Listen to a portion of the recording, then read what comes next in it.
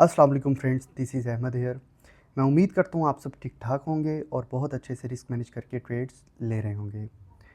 आज हम देखेंगे बीटीसी का प्राइस एक्शन, स्मार्ट मनी का reaction, fear and greed index, top gainers और losers, liquidation heat map check करेंगे हाई ब्लॉक कैपिटल से, वॉल्यूम फ्लो देखेंगे, बीटीसी डोमिनेंस देखेंगे और एंड पे बीटीसी का टेक्निकल ब्रेकडाउन करेंगे मेजर की लेवल्स के साथ। अगर आप क्रिप्टो में सीरियस हैं तो ये एनालिसिस मिस ना करिएगा, क्योंकि हर पॉइंट में आपको मार्केट को समझने में एक एज मिलेगा इंशाल्लाह। तो चलें इसको स्टार्ट करते हैं। सबसे पहले हम बात करते हैं फियर एंड ग्रीड इंडेक्स की। आज का फियर एंड ग्रीड इंडेक्स 72 तक पहुंच चुका है, जो क्लियरली ग्रीड जोन है। काफ़ी दिन से मार्केट इसी जोन के अंदर चल रही है। जहां ग्रीड होती है वहां फोमो भी होता है, और फोमो मार्केट क्रैश का सबसे पहला स्टेप होता है। यहाँ मार्केट ओवरली बुलिश होती जा रही है, लेकिन स्मार्ट मनी जनरली इस फेज़ में आके अपनी पोजीशंस को आहिस्ता आहिस्ता लाइट करती जाती है। ये एक कंट्रेरियन इंडिकेटर है। जब सब लोग बुलिश होते हैं तो स्मार्ट मनी क्वाइटली वहाँ से एग्जिट कर रही होती है। इसके बाद हम लोग बात करते हैं क्रिप्टो बबल्स की। यहाँ पर चेक करते हैं हम लोग टॉप गेनर्स और लूजर्स। सबसे पहले नंबर पे है पेंगू यूएसडीटी। मीम कॉइन है, लेकिन वॉल्यूम बूस्ट देखने को मिला इसके अंदर। इसके बाद हम लोग बात करते हैं कैस्पा की। 14.6% का पंप लिया आज कैस्पा ने। सॉलिड लेयर 1 कॉइन है ये। स्मार्ट मनी रिपीटेडली कैस्पा को एक्यूमुलेट कर रही है, ये चीज़ ज़हन में रखें आप। इसी तरह इना है जो 8% पंप लिया है। बहुत ज़्यादा कंसोलिडेशन के बाद ब्रेकआउट आया। इस कॉइन के अंदर वेल्स एक्टिव हैं इस वक्त। इसके बाद हम लोग देखते हैं फार्ट कॉइन।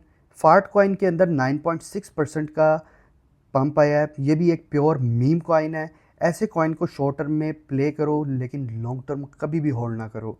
इसी तरह जुपिटर की अगर बात करें तो जुपिटर आज 7.4% पंप किया। सोलाना इकोसिस्टम का कॉइन है। सोलाना की स्टेबिलिटी से इस पे भी बूस्ट मिल रहा है, क्योंकि आज सोलाना 6.8% पंप किया। इसके बाद हम लोग बात करते हैं टॉप लूजर्स की। सबसे पहले टीजॉस की बात करते हैं। एक्सटीजी 8.5% का डंप लिया इसने। ये भी एक पुराना कॉइन है लेयर 1 का, लेकिन वॉल्यूम ड्राई है आज इसके अंदर।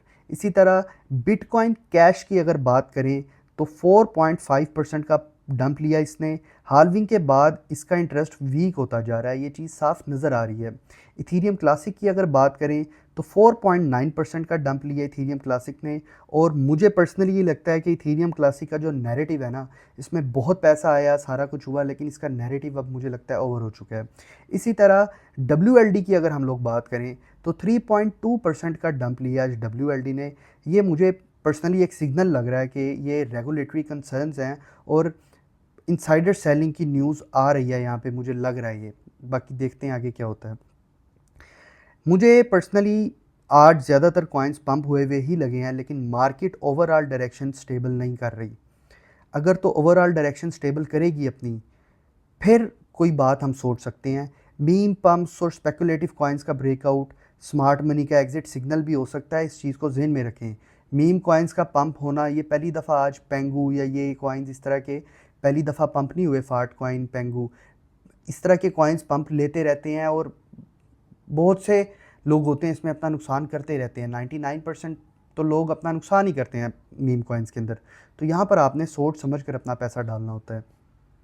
इसके बाद हम लोग बात करते हैं बीटीसी के 24 आवर्स के वॉल्यूम की। बीटीसी का 24 आवर वॉल्यूम है जो इस वक्त 70.5 बिलियन चल रहा है।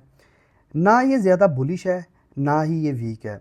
ये वॉल्यूम बताता है कि मार्केट स्टेबल है, लेकिन मोमेंटम काफ़ी नहीं है स्ट्रॉन्ग ब्रेकआउट के लिए। मोमेंटम अगर चाहिए इसका अपसाइड हमें, तो इसका वॉल्यूम ज़्यादा होना चाहिए। यहाँ पर मुझे पर्सनल ये चीज़ लग रही है कि इथीरियम के अंदर या बिटकॉइन के अंदर ये वॉल्यूम नहीं आ रहा। इस वक्त मीम कॉइन्स और लो कैप्स में वॉल्यूम ज़्यादा आ रहा है, जो एक रिस्की टेरिटरी है मेरी नज़र में।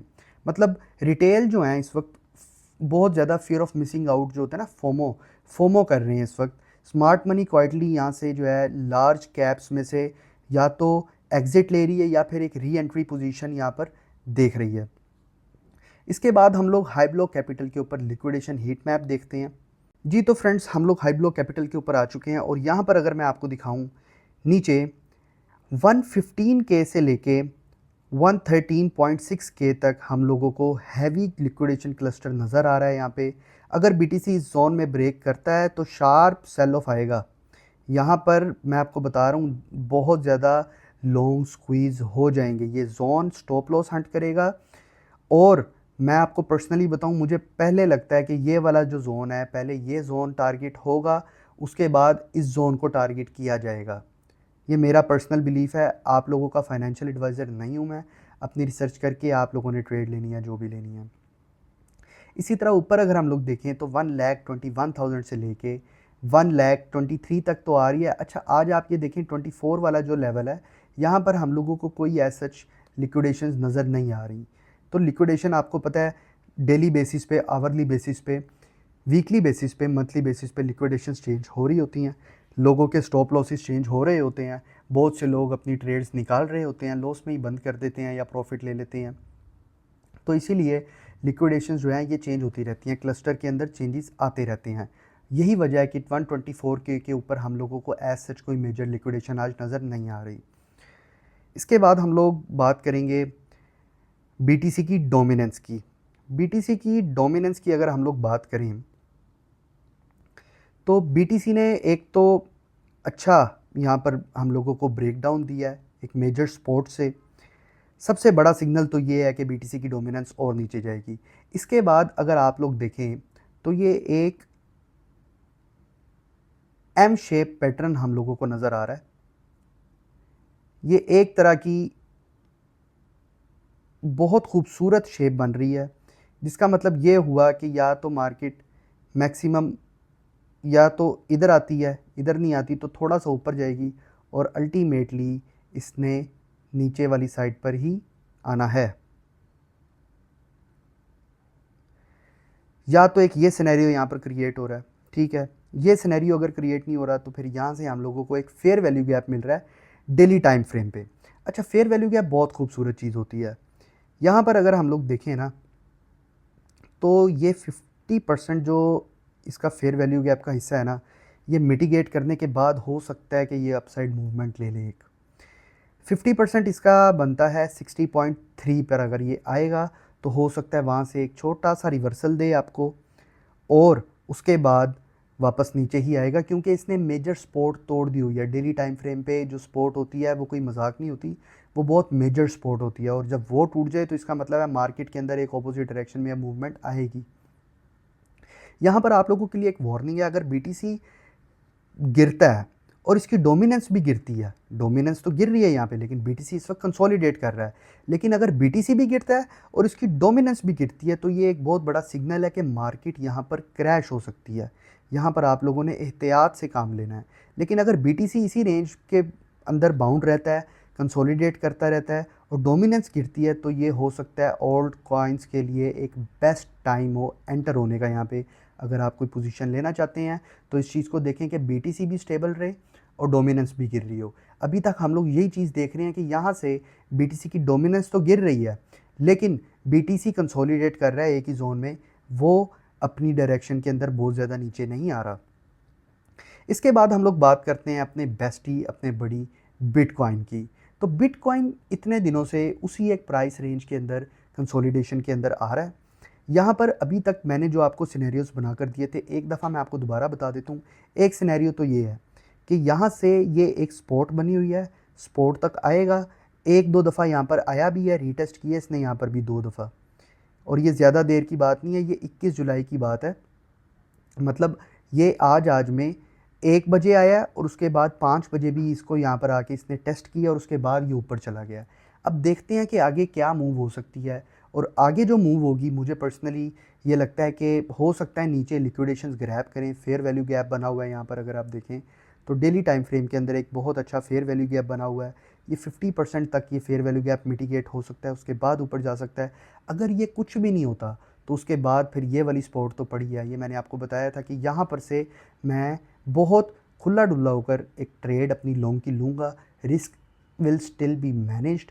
30 to 35 के डॉलर्स दूर पड़ी होगी मेरी लिक्विडेशन जब मैं यहाँ से एंट्री लूँगा, और मैं अपनी लिक्विडेशन को 60,000 70,000 दूर भी कर सकता हूँ और फंड्स डाल के। तो आप लोगों ने अगर ट्रेड लेनी है तो इस चीज़ को जहन में रख के लेनी है कि आप लोगों का रिस्क मैनेज हो। मैं आपको दोबारा बता रहा हूँ, मैं आप लोगों का किसी किस्म का भी कोई फाइनेंशियल एडवाइज़र नहीं हूँ।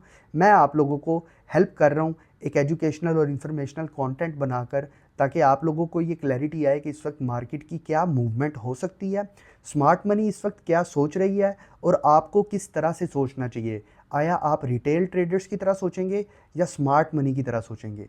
यहाँ पर आकर आप लोगों ने फियर एंड ग्रीड इंडेक्स देख लिया, 72 पे खड़ा है। मार्केट के अंदर कुछ भी हो सकता है, मार्केट एक छोटी मोटी करेक्शन ले ले और छोटी मोटी करेक्शन के चक्कर में आप अपना सारा का सारा लॉस कर दें और उसके बाद मार्केट में प्रॉफिट ना बना सकें तो फ़ायदा। ये सारे के सारे एनालिसिस का सिर्फ़ और सिर्फ इस वीडियो के एनालिसिस का ये फ़ायदा है कि आप लोगों को आगे कोई प्रॉब्लम ना हो, आप लोगों के लिए ट्रबलसम ना हो। आप लोग ये सारी चीज़ें देखें, उसके बाद आप लोगों ने कुछ करना है तो करें। मैंने आपको पर्सनली अपना बता दिया है, मैं इस वक्त किसी भी जगह पे मेरी कोई पोजीशन नहीं चल रही। मैं बिटकॉइन का वेट कर रहा हूँ, बिटकॉइन यहाँ से ऊपर न्यू ऑल टाइम हाई बनाएगा, उसके बाद मैं कोई एंट्री लूँगा। मैं उससे पहले हरगिज़ कोई भी एंट्री नहीं लूँगा। आप लोगों को भी यही मेरी राय है कि आप लोग अगर कोई एंट्री लेना चाहते हैं तो पहले मार्केट के अंदर देखें कि मार्केट क्या आपके साथ कर रही है। मार्केट का एक्शन देख के जब आप रिएक्शन देते हैं तो आपको उस रिएक्शन देने का रिवॉर्ड भी मिलता है। मार्केट का एक्शन देखे बगैर अगर आप रिएक्शन दे ही जाएंगे तो आप मार्केट में अपना लॉस ही करेंगे सिर्फ। उम्मीद करता हूँ आपको मेरी ये वीडियो पसंद आई होगी। अगर आपको मेरी ये वीडियो पसंद आई है तो मेरी इस वीडियो को लाइक कीजिएगा। कमेंट सेक्शन में मुझे अपनी राय से आगाह करें कि आप लोगों को क्या लगता है मार्केट के अंदर बिटकॉइन की नेक्स्ट मूवमेंट क्या हो सकती है, ओल्ड कॉइन्स कब पंप कर सकते हैं मार्केट में, बिटकॉइन की डोमिनेंस का आगे क्या सोच रहे हैं आप। अपनी राय से मुझे आगाह करें। अगर आपको मेरा ये चैनल पसंद आया तो इस चैनल को सब्सक्राइब कीजिएगा। Thank you so much. अस्सलाम वालेकुम।